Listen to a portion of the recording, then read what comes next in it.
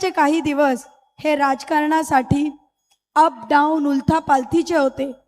कधी कधी आपण लोकशाही मानणारे कार्यकर्ते आनंदित झालो तर कधी कधी पूर्णपणे शॉक झालो आणि हतबल झालो की काय चाललंय या देशात। राजीनामा मिळाला कारण की आपण सगळे सोबत आलो, संघर्षांनी लढलो।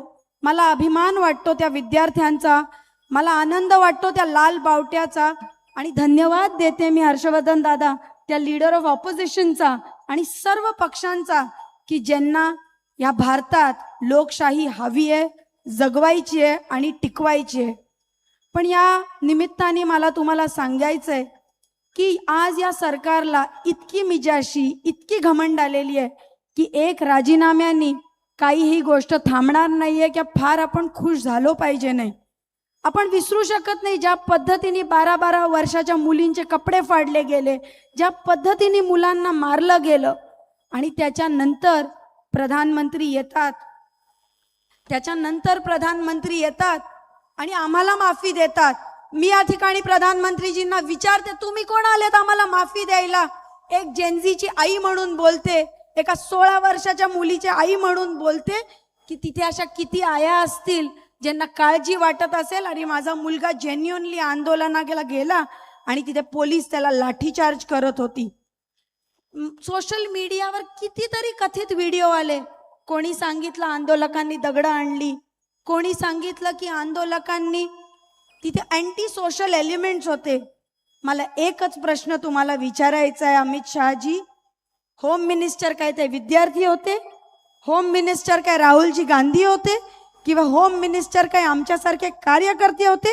ही तुमची जबाबदारी होती की ते शांतपणे प्रोटेस्ट पार झाली पाहिजे। मला पण निषेध आहे की तुमच्या आईबद्दल बोलतात, वाईट बोलतात, याचं मी अजिबात समर्थन करत नाही। पण हाच प्रश्न तुम्ही तुमच्या अनेक कार्यकर्त्यांना विचारला पाहिजे। आणि हा ऑन रेकॉर्ड आहे की बीजेपीचे अनेक पदाधिकारी, मित्र पक्षाचे अनेक पदाधिकारी आज वाटेल ते स्टेटमेंट्स देत आहेत, वाटेल तसं बोलतायत। इसलिए कांच के घरों में रहने वालों ने दूसरों पे पत्थर नहीं फेंकना चाहिए।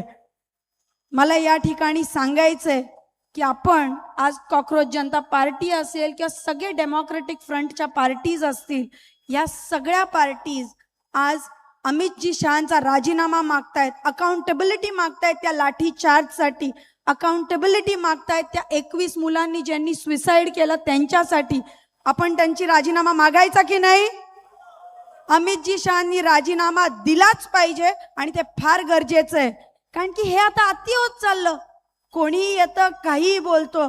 तुम्हाला मी सांगते, मी अलीकडे कंगनाजी राणावतांचा एक व्हिडिओ पाहिला आणि हर्षवर्धन दादा, वोट चोरीवरती माझा विश्वास बसतो जेव्हा मी कंगनासारखी एखादी खासदार पार्लमेंटच्या दारात बघते। खऱ्या अर्थाने आपल्याला हा पुढचा लढा वेगळ्या अर्थाने घ्यायला लागेल, तो आपल्याला ईव्हीएम विरुद्ध घ्यायला लागेल, कारण की सगळीकडे वोट चोरी होते आणि जो लोकशाहीवादी आवाज आहे त्याला दाबायचा त्या ठिकाणी प्रयत्न करतो। मला या ठिकाणी माझ्या शेतकरी कामगार पक्षाच्या सगळ्या बहादर कार्यकर्त्यांना सांगायचंय की जमीन सुपीक आहे, लोक चिडलेली आहेत, लोकांमध्ये भाजपाबद्दल, भाजपा सोबतच्या सगळ्या पक्षांबद्दल प्रचंड राग आहे। ते तुम्हा आम्हासारख्या लोकांना वेगळ्या आशेने बघतात, पण नुसतं बघून चालणार नाही। आपल्याला गल्लीमध्ये, बूथमध्ये, आळीमध्ये जाऊन प्रचार करायला लागेल, लोकांना समजून सांगायला लागेल, बाबा 500 रुपयावर मत देऊ नका। ते 500नी आज मत देशील आणि उद्या घरासमोरचा खड्ड्याचा डांबराचे ते पैसे असतील, हे आपल्याला खऱ्या अर्थाने सांगायला लागेल। मी तुम्हाला विश्वास देते की एक काळ येईल की 500 रुपये देणाऱ्याला कोणी मत देणार नाही, त्याच्याकडे चिडीनी, त्याच्याकडे रागानी बघितलं जाईल।